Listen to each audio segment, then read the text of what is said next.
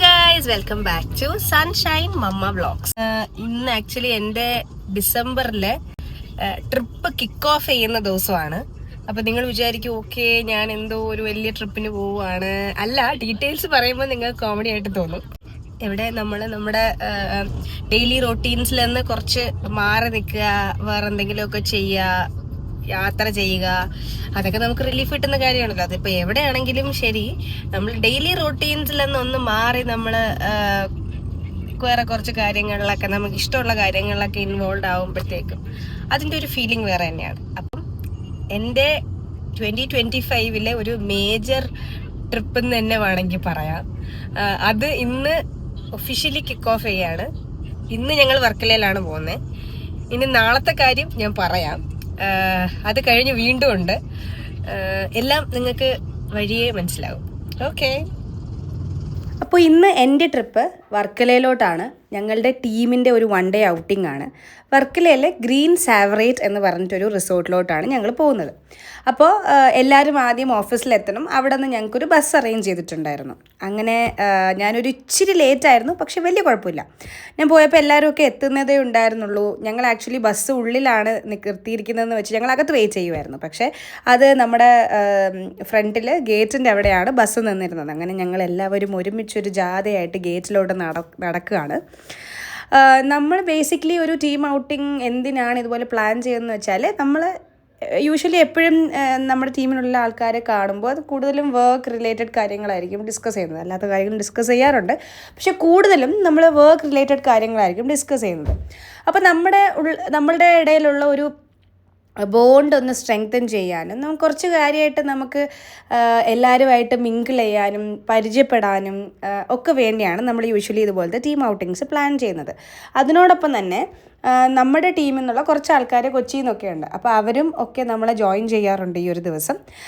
അപ്പോൾ നമ്മുടെ റിസോർട്ടിൽ നിന്ന് ഒരു 200 മീറ്റർ മുന്നെയാണ് ബസ് പാർക്ക് ചെയ്തത്. അവിടെ നിന്ന് ഞങ്ങളെല്ലാവരും ഒരുമിച്ച് നടന്ന് റിസോർട്ടിലോട്ട് എത്തി.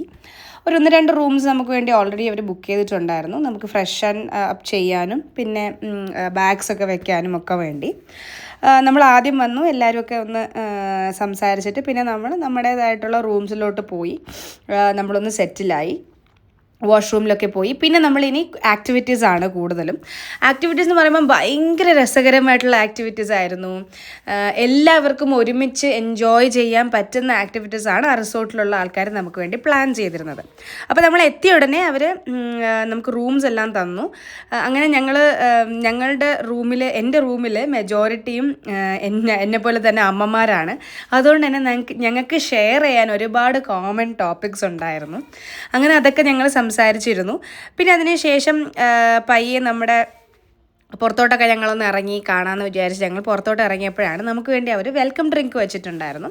ഭയങ്കര റിഫ്രഷിംഗ് ആയിട്ടുള്ള ഒരു വാട്ടർമെലൺ ജ്യൂസായിരുന്നു. എനിക്കിപ്പോഴും അതിൻ്റെ ടേസ്റ്റ് ഓർമ്മയുണ്ട്. ജിഞ്ചറൊക്കെ ഇട്ടിട്ട് എനിക്ക് ആക്ച്വലി രാവിലെ ബ്രേക്ക്ഫാസ്റ്റ് കഴിക്കാൻ പറ്റില്ല. അപ്പോൾ ചെറുതായിട്ട് എനിക്കൊരു ഗ്യാസ് ട്രബിൾ തുടങ്ങിയിട്ടുണ്ടായിരുന്നു. പക്ഷേ അവർ ജിഞ്ചറൊക്കെ ഇട്ടിട്ടുള്ള ആ ഒരു വാട്ടർമെലൺ ജ്യൂസ് ഭയങ്കര സൂതിങ് ആയിരുന്നു. അങ്ങനെ അത് കഴിഞ്ഞ് ഞങ്ങൾ ഡയറക്റ്റ്ലി ആക്ടിവിറ്റീസിലോട്ടാണ് പോയത്. ആദ്യം നമ്മളെല്ലാവരെയും ഒന്ന് വാമപ്പ് ചെയ്യാൻ ഈ ചേട്ടൻ ട്രൈ ചെയ്യുന്നതാണ് നിങ്ങൾ കണ്ടുകൊണ്ടിരിക്കുന്നത്. അതും ഒരു ആക്ടിവിറ്റീസിൽ കൂടെ തന്നെയാണ് അവർ വാമപ്പ് ഒക്കെ ചെയ്യുന്നത്. എല്ലാവരും ഒരുപോലെ എൻജോയ് ചെയ്തതായിട്ട് എനിക്ക് തോന്നി.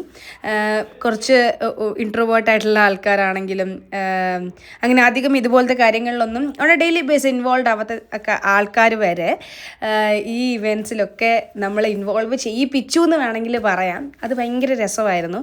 ആ ഒരു ഐസ് ബ്രേക്ക് ചെയ്യാൻ പറ്റുന്ന ഒരു ദിവസമായിരുന്നു അത്.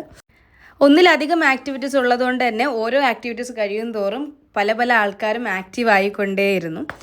ഫസ്റ്റ് ഹാഫിലെ ആക്ടിവിറ്റീസ് എല്ലാം കഴിഞ്ഞിട്ട് ഞങ്ങൾ ലഞ്ച് കഴിക്കാനാണ് പോയത്. നല്ലൊരു അടിപൊളി ലഞ്ചായിരുന്നു. ഒരു നാടൻ കൈൻഡ് ഓഫ് ഫുഡായിരുന്നു. ലഞ്ച് കഴിച്ച് ഞങ്ങൾ നേരെ പിന്നെ ബാക്കി ആക്ടിവിറ്റീസിലോട്ടാണ് പോയത്. മഡ് പൂൾ, കയാക്കിംഗ്, അങ്ങനെ ഒരുപാട് ആക്ടിവിറ്റീസ്.